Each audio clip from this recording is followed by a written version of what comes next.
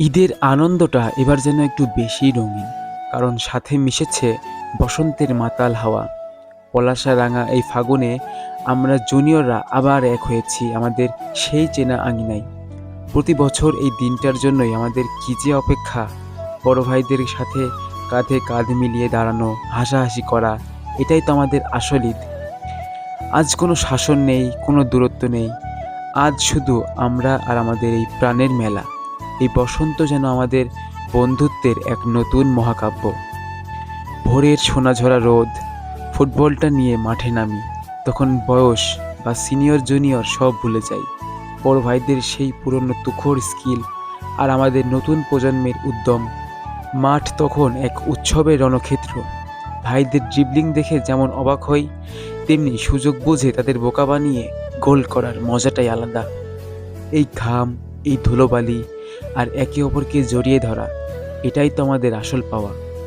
Football এখানে শুধু খেলা নয়, আমাদের একে অপরের হৃদস্পন্দন। সূর্য ডুবলো ঠিকই, কিন্তু আমাদের এনার্জি যেন আরও কয়েক গুণ বেড়ে গেল। ফ্লাড লাইটের মায়াবী আলোয় শুরু হলো ক্রিকেটের আসর। রাতের ওই নিস্তব্ধতায় যখন ব্যাটে বলের সেই চিরচেনা শব্দ হয়, তখন কলিজাটা যেন জুড়িয়ে যায়। ভাইদের বলে ছক্কা মারা কিংবা চার মারা, তাদের উইকেট নিয়ে বাঁধ ভাঙা উল্লাস, এই স্মৃতিগুলোই তো সারা বছর আমাদের আড্ডার খোরাক হবে। হার জিত তো গৌণ, দিন শেষে ভাইদের পিঠ চাপড়ানো হাতটাই আমাদের কাছে সবচেয়ে বড় ট্রফি। সব শেষে আসে সেই মুহূর্ত, যার জন্য আমরা সারাদিন পথ চেয়ে থাকি।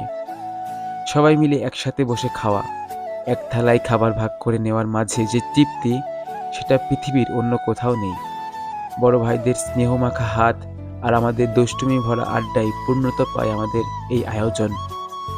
দিন শেষে যখন বাড়ি ফিরি, তখন শরীর ক্লান্ত থাকলেও মনটা এক বুক শান্তিতে ভরে থাকে। বড় ভাইদের এই ছায়া আর আমাদের এই পাগলামি যেন প্রতি বছর এভাবেই ফিরে আসে। আমরা জুনিয়ররা এই দিনটার মায়ায় আজীবন আটকা পড়ে থাকতে চাই।